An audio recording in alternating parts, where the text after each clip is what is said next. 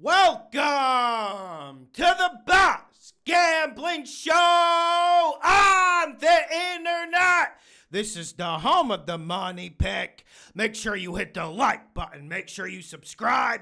Wild card round over-unders to bet, team total edition. And there's going to be some new people joining us for these over-unders. Welcome them in because we've been getting money with the totals the whole year. Let's get this money. Share the damn videos. First game, we got the Los Angeles Chargers at the Houston Texans. Over, under 42.5. I'm going under. But like I said, guys, I don't have the greatest lean on this game, whether it's the spread or the total. I am pretty sure it goes under, though, and I'll get into reasons why. I mentioned both defenses going into this game. And for some reason, I got pushback saying the Texans have more dogs on defense than the Chargers. I don't know how that's something you can argue, and the Chargers have been filling my pockets the whole year. When you have edge rushers like Will Anderson, Hunter, and a young secondary that the Texans possess, they are not lacking talent. Outside of Derwin James, what dog do the Chargers have at this point? Khalil Mack hasn't had a great pass rush since week 7, week 8. Bosa has been injured the whole year. You could say that the Chargers are a better coach defense, and we got to give Minter a lot of credit. But this Texans defense is stacked with dogs, and neither offense has done what they needed to do this year, and neither offense has finished the season well. I think a lot of people are poo-pooing the Texans in this game due to that loss against the Ravens. Did we lose money on that? No, we made money on it. I don't understand why everyone's so emotional. And I've ridden the Chargers, and I've gotten off the bandwagon at the right times this year. We can certainly say and be completely honest that the Chargers, specifically the offense, hasn't had a great finish to the year, and even their defense got caught up some games. But the reason why I like the under in this game is because I think the Texans defense will be well prepared. I think they'll hit Herbert a lot, and they can get pressure on Herbert without blitzing. On the other side, we're looking at a Stroud. I love Stroud, man, and I know you guys get on me for glazing Stroud. It is what it is. I see something special. I see potential in him. But he's coming into this game at a low ebb. Let's be honest about it.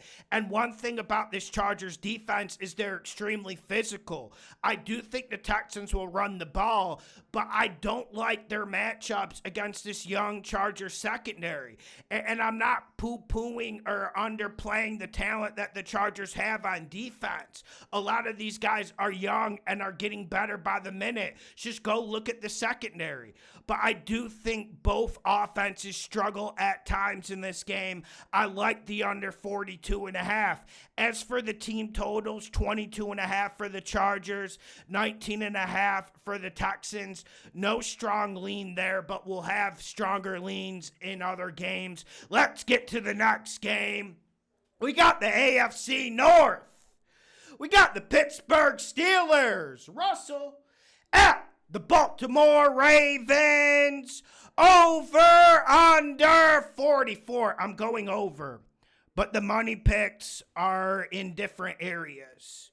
Now let's get into why I think it's going to be over. I think this Ravens offense is an absolute machine, and I've been yelling the whole year that the Steelers team is overrated. Of course, Russell Wilson is overrated, and you need him to be a dance partner in this over. But the big reason why I'm going over 44 is because I think the Steelers defense is overrated. Now, you can talk about TJ Watt, you can talk about Highsmith, you can talk about Hayward, and this is the deepest Steelers defensive line since Tomlin became coach. I agree with that. I think they're going to get pressure. I think they're going to be physical against the Ravens offensive line that is trending in the right direction.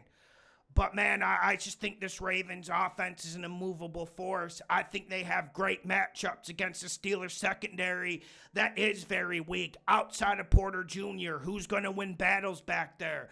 Outside of this front seven, who's going to be able to cover anyone? That's what I'm talking about. The linebackers have been poor in coverage as well. You think them getting guys like Queen would improve that department, but it just hasn't came into play. And I've been saying all year, and people laughed at me. Now people are starting to agree with me. This has been Lamar Jackson's best year. And I do feel like Monken will get the balance right with enough of Henry, but also the play action, Lamar on the read option, Lamar getting the ball down the field. And I think we see a lot of big plays from the Ravens. I know you got to go off the first two meetings. I know Mike Tomlin has been kryptonite for any Ravens offense, no matter how damn good they are. But this is the game where the Ravens put their stamp on the league and show their Super Bowl ambition. Now, here's where the money picks come from. Over under 22.5 for the first half spread. Over under 22.5 for the first half total. Money. I'm going under the 22.5 for the first half total. I do think the Steelers defense will come out stout and come out physical. I do think there will be a little bit of nerves. And I did mention Mike Tomlin, but he always comes out with a good game plan. And you know Monken and that Ravens coaching staff is going to need to adjust. But most importantly, one reason why I'm going under 22.5 in the first half is I don't think the Steelers offense is going to do much. This is a completely different, revamped, vertical. This is a 180. This is a 180 heel turn from the Ravens defense they played in the first two meetings. Humphrey's playing well. Wiggins is playing well. And you know how to stop the Steelers.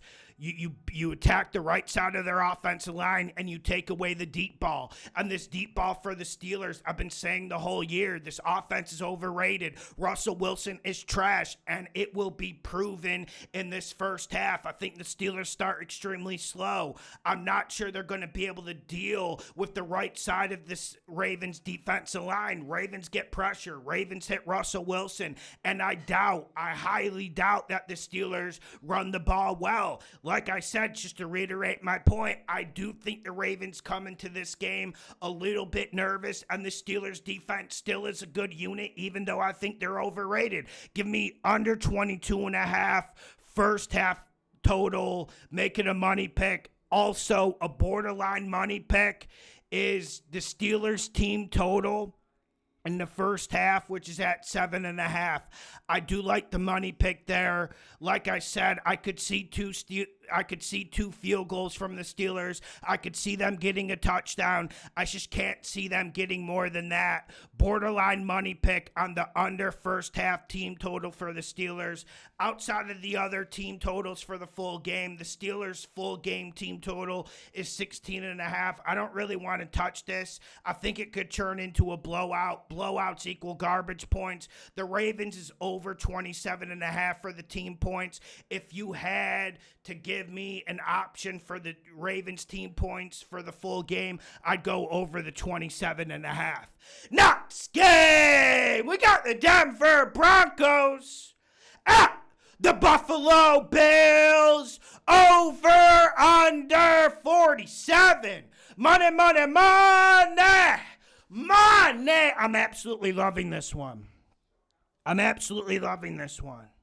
Now, before we get into why I like the over 47.5, the Bills team total is over 28.5. I do like that over. I don't want anyone betting it. The Broncos 19.5 can go either way. I do think this game can turn into a blowout. So you need a dance partner when you got an over like 47, 48. But I do think the Broncos will have something for the Bills defense. This Bills defense has struggled the whole year, and I do think we see a peak up in the playoffs in performance. But I can see the Broncos getting to the 20-point mark here. Let's be honest about it. The Broncos haven't been able to run the ball the whole year, but this Bills defense almost invites you to run the ball. I think that could provide rhythm for a Broncos offense that desperately needs it. And Bo Nix has been playing at a higher level the last 6-7 weeks. We have to give him credit, and we have to remember who's calling in the plays. Sean Payton is worth a lot of points in this week. I think he helps the Broncos turn into a dance partner. On the other side of the ball, you have Josh Allen. Do I need to say more next game? No. Let's get into the matchup here. This Broncos defense with Vance Joseph has been well coached. They've been fierce. They've gotten pressure on the quarterback the whole year. But the last 6-7 weeks, even look at the Chargers game when Herbert went off. This Broncos defense is starting to show blemishes. I do think they get pressure on Josh Allen. I do think they send blitzes at Josh Allen, but like I said on the Tuesday video, I think blitzing Josh Allen at this point in his career, at this point in his just rhythm that he's been on the whole year, is a mistake. Josh Allen will avoid the sacks. They're going to play a lot of man-to-man. I understand why teams want to play man-to-man against these Bills receivers. There's no dog. There's no guy who's going to put fear into your hearts. But one way, the only way the Bills get big plays this year is when Josh Allen is rolling to his right, buying 5, 6, 7, 8 seconds, and that's when you see the explosive plays down the field. We're also going to see another wrinkle here. I'll elaborate more on it when I do the player prop video later in the week, but I think we see a big Josh Allen rushing day. I'm not talking 40, 50 yards. I'm talking 75 to 95 yards on the ground, and I'm not sure this Broncos defense is going to be ready for the can of whoop-ass this Bills offense takes out. Bills defense vulnerable, but I also think this Broncos defense is vulnerable. I'm going over the 47. Make it a damn money pick. Team totals, I'm not really feeling them in this game. 28.5 for the Bills over. Broncos is 19.5. I'll go over on those, but I want you betting the full game total of 47. Make it a damn money pick. Next game, we got the Green Bay Packers at the Philadelphia Eagles. Over under 45.5. Money, money, money. Money. I'm going under the 45.5. I also like the under first half total for the full game. But I don't think we need to do that. I don't think we need to do that because we know the Eagles start slow, but that's already baked into the line. So I think we're getting better value with the over 45.5 money pick for the game total. Now let's get into this. I've been waiting to get against the Packers the whole year, and I've picked against them the whole year with it ruffling a lot of feathers. I get it. This Packers team is young, hungry, and they're well coached with Matt LaFleur. But this offense never really fully developed. They never reached their full potential. This isn't me fading the Packers offense because Jordan Love's injury. This is more to do with the Packers' lack of weapons, their lack of quarterback play, and their reliance on Josh Jacobs. And we can't forget the peak of this young Eagles defense. They're so young, but they're so tough, and their secondary is going to lock this Packers offense up. I've never been a Christian Watson guy, but I got to tell you, him not playing in this game is a big loss for the Green Bay Packers. I'm not sure Reed or Kraft can get the necessary separation against a very good Eagles secondary, a top 5 Eagles secondary in the league. And one thing I've been saying about this Packers offense the whole year, one thing I've been saying, is that most of their good drives, when I say most, I would say 85 to 92% of their successful long drives are Josh Jacobs dominant. Josh Jacobs getting the ball 8-9 times, ripping off 45, 60 yards in one drive. I just don't like this matchup for the Packers offensive line. I don't like running at Jordan Davis. I don't like this Packers wide receiving core to get the deep plays that can back off this Eagles defense. I think we're going to be seeing a lot of 8-man fronts. I think we're going to be seeing this Eagles defense say, come on, Jordan. Come beat us in Philly on the road. And I think that will be a very successful strategy for the Philadelphia Eagles defense. I'm going under the 45.5. Another reason for that, man, is I'm a little bit worried about Hurts. Listen, he's going to have some rust, and there's going to be ring rust when you go into the playoffs after missing 2 or 3 games. The concussion is lasting longer than everyone thinks. Is it kayfabe from Sirianni? Maybe, but I am a little bit concerned. You also do get a little bit concerned about the slow first half starts from the Philadelphia Eagles offense. Let's be honest about it. And this Packers defense, they've underachieved the whole year. We know the secondary is weak. Finally, people are catching on to what I've been saying the whole year. Everyone wants to say, but Lawson, Xavier McKinney. Well, does Xavier McKinney guard 1 or 2 wide receivers? No, he doesn't. He doesn't cover those guys, and he's been a limited factor in almost every game. Look at the Vikings game. No Jair Alexander, and yes, you think the Eagles are going to get some explosive plays on play action. But I do like this Packers front 7 against the run. Now, Saquon's going to go off, but when you have a great running back in big situations against a competent defense, they normally start going off in the third quarter, late in the fourth quarter, early in the fourth quarter. That's when I think the Eagles start turning the screws and unlocking and beating down this Packers defense. So I don't think it's going to be a quick first half stop from the start from the Eagles offense, but I'm going under the 45.5. Make it a damn money pick. The team total for the Packers is 19.5. I'm not really going to engage with that because I do think this could be a disaster performance for the Packers. I do think this game has blowout potential as long as Hurts' injury is somewhat manageable and he finds some rhythm. But I do like the under 26.5 team total for the Eagles. I'm not betting it because, like I said, I love the under 45.5 for the full game. But I do think this will be a little bit rocky at times from the Eagles as Hurts looks for his rhythm. Next game, we got the Washington No-Names at the Tampa Bay Bucs. Over, under 50.5. I'm going over. I got to be honest, man. This is more me saying, you say Commanders, I go over. You say Bucs, I say go over. Both of these defenses have disappointed me. Like, listen, I knew the Bucs weren't going to cover anyone the whole year. I just knew that. And I haven't been surprised with the results. But one thing I've been surprised about is, you remember that matchup on Thursday Night Football with Commanders-Eagles? There was a 3-week span before that game and after the game where I felt like this Commanders defense was making the necessary strides and I felt like they were getting better. That was a mirage, man. When the Cowboys are able to pound you, that's a fucking problem with their bad offensive line. And I think the Bucs are going to be able to run it.